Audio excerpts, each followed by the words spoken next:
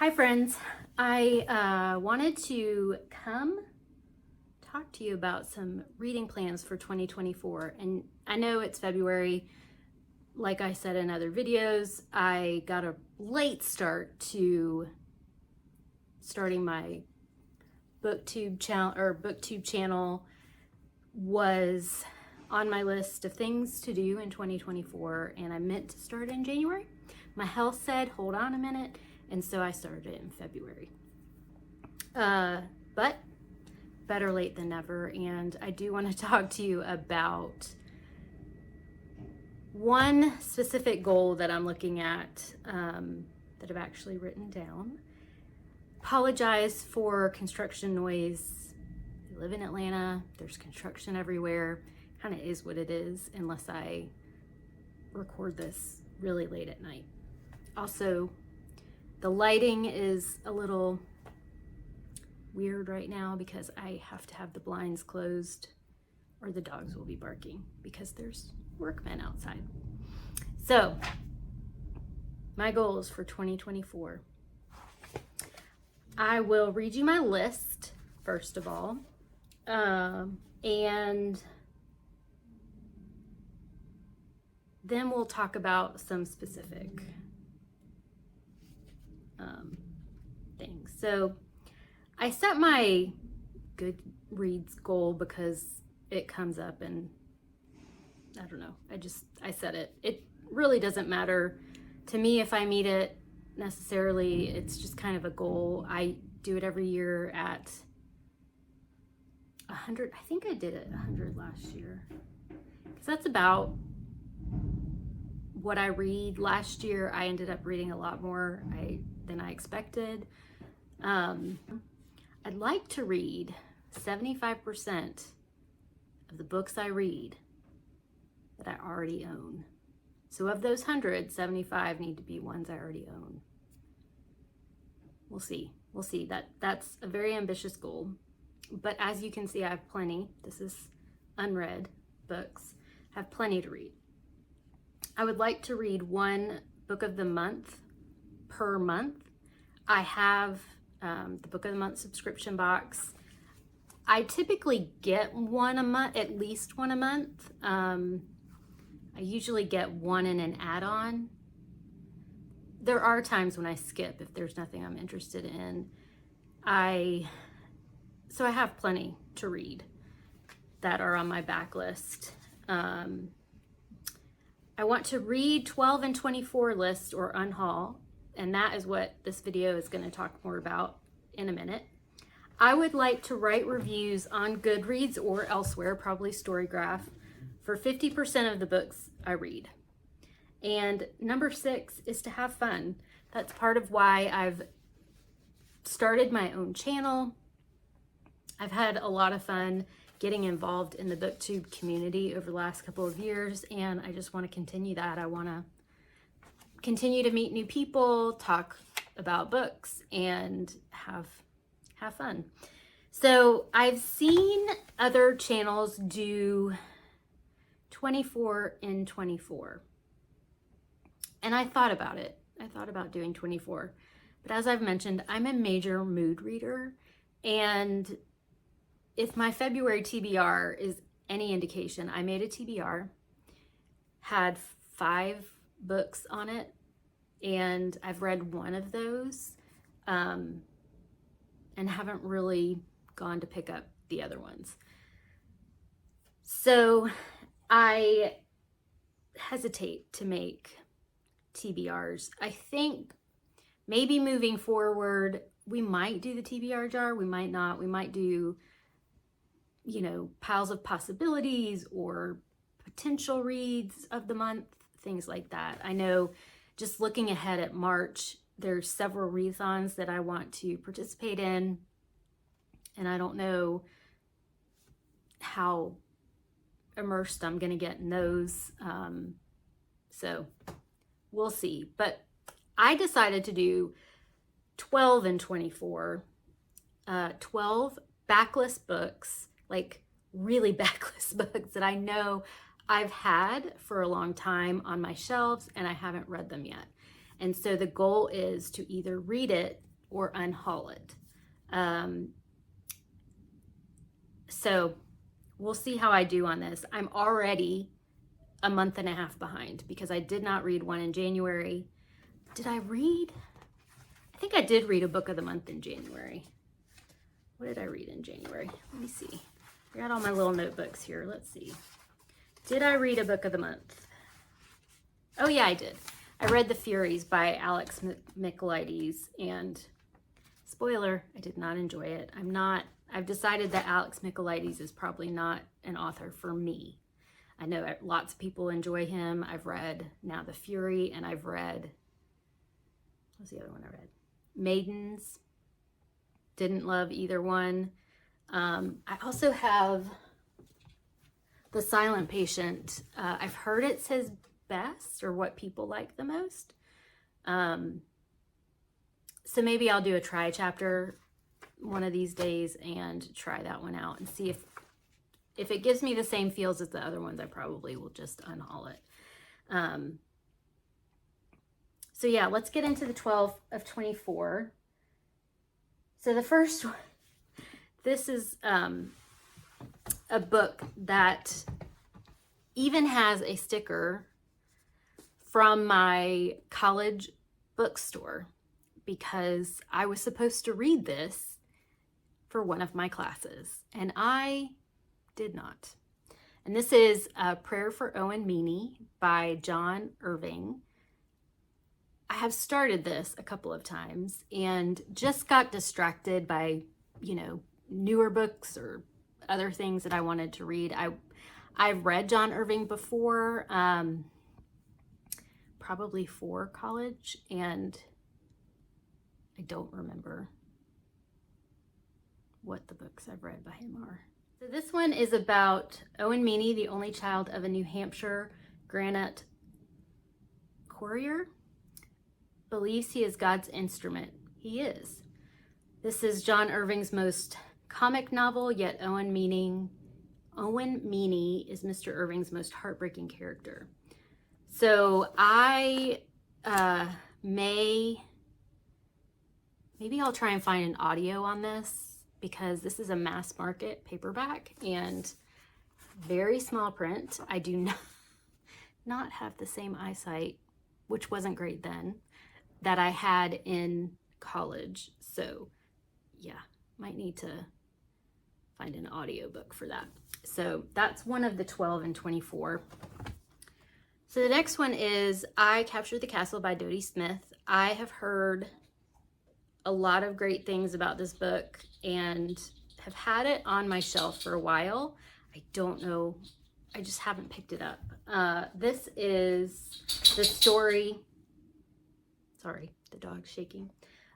This is the story of 17-year-old Cassandra and her family who live in a not-so-genteel poverty in a ramshackled old English castle.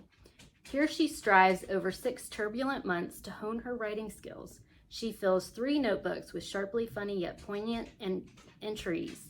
Her journals candidly chronicle the great changes that take place within the castle's walls and her own first descent into love. By the time she pens her final entry, she has captured the castle in the heart of the reader in one of literature's most enchanting entertainments.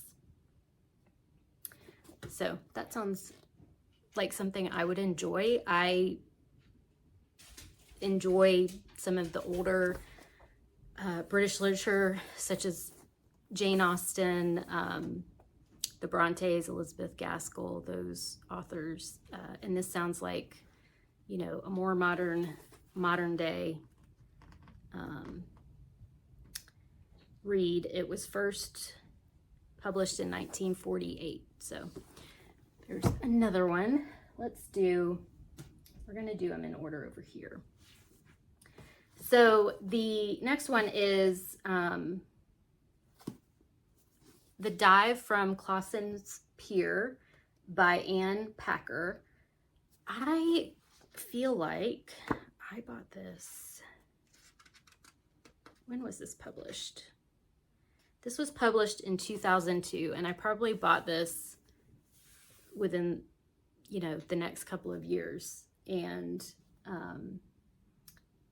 It is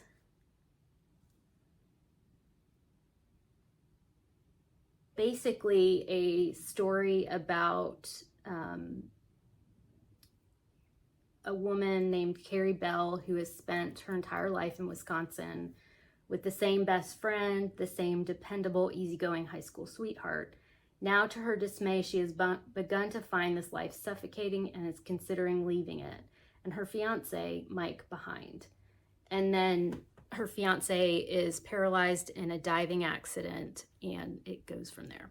So I am looking forward to that. I did start this in January, and like the others, I got distracted. So the next one is Empire Falls by Richard Russo. This is the story Miles Roby has been slinging burgers at the Empire Grill for 20 years, a job that cost him his college education and much of his self-respect. What keeps him there? It could be his bright, sensitive daughter, Tick, who needs all his help surviving the local high school, or maybe it's Janine, Miles' soon-to-be ex-wife, who's taken up with a noxiously vain health club proprietor, or perhaps it's the imperious Francine Whiting, who owns everything in town and seems to believe that everything includes Miles himself. In Empire Falls, Richard Russo delves deep into the blue-collar heart of America in a work that overflows with hilarity, heartache, and grace. So I haven't ever read Richard Russo in an entire novel before, but I have several on my shelves. And so I want to try his writing to see if it's something that I get on with and want to read more of. If not, maybe I unhaul the other couple that I have from him. So this is Mercy by Jodi Picoult. I have read a few of her more recent, I think at least one or two of her more recent books, but I have several of her backlist on my shelf, and I would like to read some of them and decide if I want to keep them or not. This one, the police chief of a small Massachusetts town, Cameron McDonald, makes the toughest arrest of his life when his own cousin Jamie comes to him and confesses outright that he has killed his terminally ill wife out of mercy. And then it goes into the trial and asks the questions, because you know Jodi Picoult always has those really hard questions. When does love cross the line of moral obligation? And what does it mean to truly love another? So really interested in this one. The next one is Her Fearful Symmetry by Audrey Niffenegger, who wrote Time Traveler's Wife, which I really enjoyed. Enjoyed it so much, I got her next one. And then never read it. So this is Julia and Valentina Poole are 20-year-old sisters with an intense attachment to each other. One morning, the mailman delivers a thick envelope to their house in the suburbs of Chicago. Their English aunt, Elspeth Noblin, has died of cancer and left them her London apartment. There are two conditions for this inheritance: that they live in the flat for a year before they sell it, and that their parents not enter it. Julia and Valentina are twins, so were the girl's aunt Elspeth and her mother. So were the girl's aunt Elspeth and her mother Edie. The girls move into the flat, which borders a cemetery, where Christina Rossetti, George Eliot, Stella Gibbons, and other luminaries are buried. They become involved with their living neighbors. And so it sounds like it's going to be about some of the neighbors and the flat, and probably the history of the flat. I really enjoy this author's writing style, and so I don't know why I haven't gotten to this one yet. All right. This is about, did I say Oxygen by Carol Casella? Yeah. This is about an anesthesiologist who something goes wrong in a surgery and kind of follows the aftermath of that for her in her career.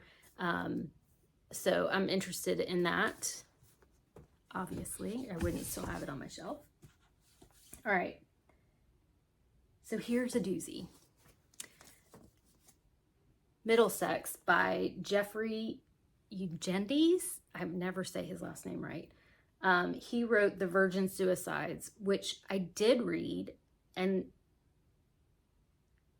I did like it.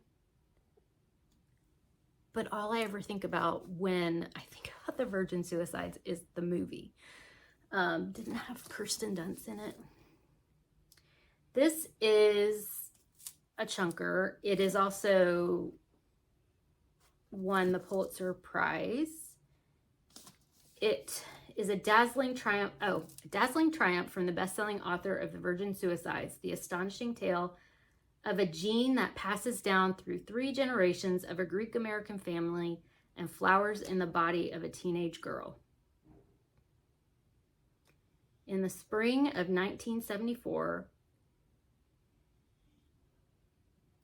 Callie, I'm not going to pronounce these very well. We'll just say Callie, a student at a girls' school in Grosse Pointe, Michigan, finds herself drawn to a chain-smoking strawberry blonde classmate with a gift for acting. The passion that furtively develops between them, along with Callie's failure to develop, leads Callie to suspect that she is not like other girls. In fact, she is not really a girl at all. The explanation for the shocking state of affairs is a rare genetic mutation and a guilty secret that have followed Callie's grandparents from the crumbling Ottoman Empire to Prohibition-era Detroit and beyond.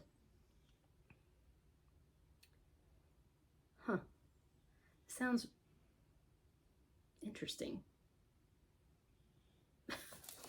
This sounds really interesting. So I'm kind of curious. I might look at reviews and see if it's worth, how many pages are you? Is it worth 529 pages? We'll see. I like a big book. I like reading big books. But it's got to be worth it. There's many that, a lot of times when I read a bigger book, you know, I could have, it could have been cut by, you know, half, is what I usually find. So the next one is We Were the Mulvaneys by Joyce Carol Oates. I've read Joyce Carol Oates' short stories before and really enjoyed them. I tried listening to the audiobook of The Babysitter, which is one of her, I think is her most recent novel, and didn't really get on with it. I don't know if it was the narration or the writing. It was also on a road trip, so it might have just been wrong time, wrong place for that. So this one is about a family that is seen as the all-American family. They're seemingly blessed by everything that makes life sweet: a successful, hardworking father, a loving mother, 3 fine sons, and a sweet and pretty daughter. Their residence is picture perfect. High Point Farm, long since converted from actual farming to the cultivation of the joys of country living for adults and children alike. Something happens, an incident involving their daughter, the 16-year-old daughter. It's hushed up in the town and never spoken of in the home. That causes the bottom to fall out of their world. And so it goes from there and talks about the fall of the family. So, again, this is another book which Joyce Carol Oates does, her novels are definitely thick. this is 454 pages. So again, if you've read this, let me know. Is it worth 454 pages? I don't mind a long book, but I just kind of want to know. This was also an Oprah book club pick back in, when did this come out? 1996. Well, this was, yeah, 1996. So I probably got this at a used bookstore. Yeah, let me know if you think this is worth it. Another one is Jennifer Haig's The Condition. This is about the McCotches, a proper New England family that comes apart during one fateful summer. The year is 1976. Frank McCotch, an eminent scientist, his pedigree wife, Paulette, and their 3 beautiful children, has embarked on their annual vacation to Cape Cod. One day on the beach, Frank is struck by an image he cannot forget. His 13-year-old daughter, Gwen, strangely infantile in her child-sized bikini, standing a full head shorter than her younger cousin, Charlotte. At that moment, he knows a truth that he can never again unknow. Something is terribly wrong with his only daughter. The McCotch family will never be the same. So it goes into Gwen's diagnosis with Turner syndrome and how the family deals with the fallout from that. Not always my favorite type. It just depends on how it's depicted. And so, again, we'll see. The last one of my 12 for 24 is actually a book that was my mom's, I think. It was my mom's. That I hung on to after we moved from my childhood home. This came out in 1973. And this is Graham Greene's The Honorary Council.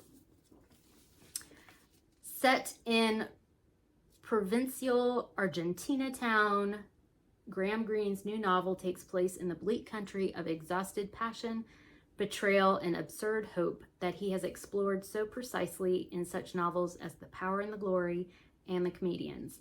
I think I read The Power and the Glory for a book club many years ago and wasn't blown away by it. It was just okay. And also I have no memory of what it's about, honestly. But I do remember I read it.